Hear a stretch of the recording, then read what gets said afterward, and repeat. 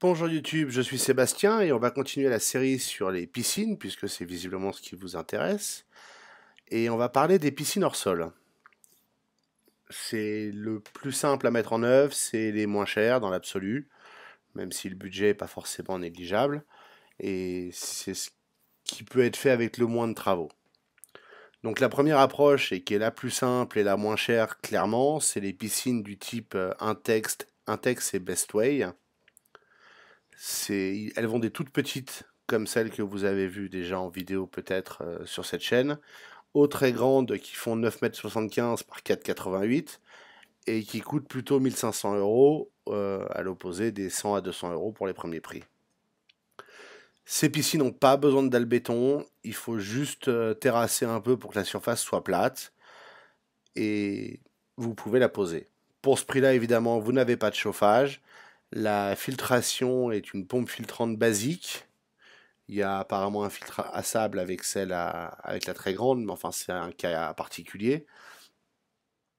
Et vous avez la possibilité de choisir d'investir par vous-même dans une pompe plus sérieuse et dans un système de filtration plus sérieux, voire dans un chauffage. Ça, c'est l'option 1, c'est la plus simple et la plus rapide. Deuxième étape, les piscines hors sol en bois et métal.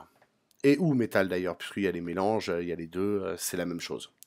C'est un peu plus cher, théoriquement c'est un peu plus durable, mais par contre elle nécessite une dalle béton en dessous. Il faut la dalle béton parce que c'est là-dessus que vous fixez le bois, puisque ce ne sont que les parois.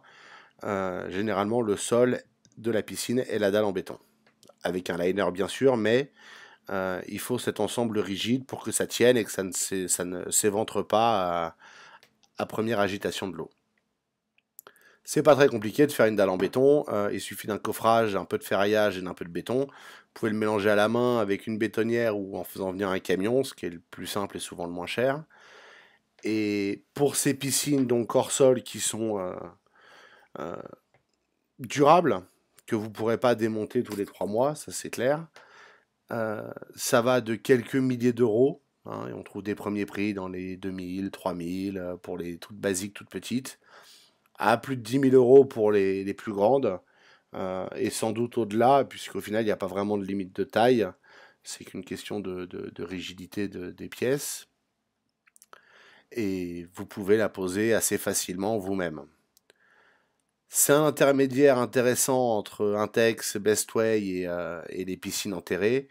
C'est pas non plus une piscine éternelle, c'est juste une solution alternative.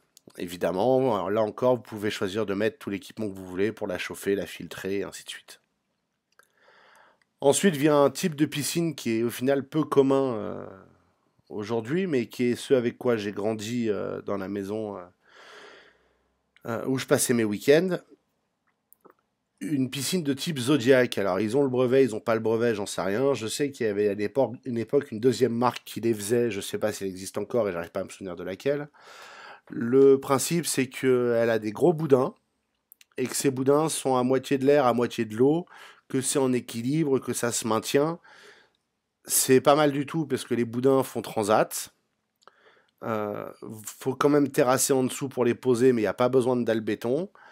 Et vous pouvez même les semi-enterrer si vous voulez, ou faire une terrasse autour en hauteur, et bref, il y a des tas d'options. Prévoyez de 5 à 25 000 selon les tailles, euros, n'incluant pas le terrassement évidemment, là je ne vous donne que des prix pour la piscine en tant que telle. Et quand vous, quand vous les installez, n'espérez pas la démonter rapidement, parce que c'est une opération massive de la démonter et de la plier, et ça pèse un âne mort, donc la déplacer est pas simple non plus. À savoir quand même, celle avec laquelle j'ai grandi, la raison pour laquelle j'ai grandi avec deux différentes, c'est que la première a fini par lâcher après quelques années, peut-être même une dizaine, hein, j'étais jeune, je me souviens pas de tout, et que toute l'eau, celle des boudins comme celle de la piscine, c'est une couture qui s'est ouverte comme une fermeture éclair, et toute l'eau a débarqué dans la maison comme une lame de fond. Ça a été un joli bordel, mais on s'en est remis et on en a racheté une. Enfin, mes parents en ont racheté une parce qu'au final c'était une bonne solution pour l'usage qu'on en avait. À savoir, les piscines hors sol peuvent être semi-enterrées, hein, il suffit de faire la dalle en sous-bassement et même les Intex, au final, vous pouvez terrasser en creux et construire une petite terrasse en porte-à-faux autour du vide pour avoir un peu moins une verrue au milieu du jardin. Voilà vos options pour ce qui est du hors-sol.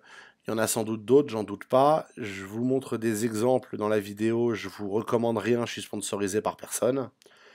Ce ne sont que des exemples. Faites vos recherches, choisissez bien. Comparez les prix entre les différents vendeurs parce que y a de tout. Hein. Il y en a des plus généreux que d'autres, soit sur le prix, soit sur la marge. Hein, c'est toujours pareil.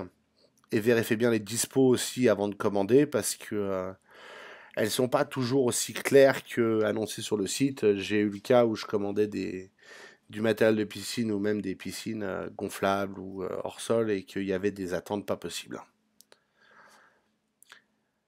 Pour la prochaine vidéo, on parlera des piscines enterrées. Là, c'est un autre chantier. C'est quand même une opération nettement plus sérieuse et qui doit être abordée avec un peu plus de préparation. Merci d'avoir suivi cette vidéo. J'espère qu'elle vous aura intéressé, qu'elle vous sera utile. Pensez à la liker et à vous abonner pour ne pas manquer la suite de cette série et le reste de mes vidéos.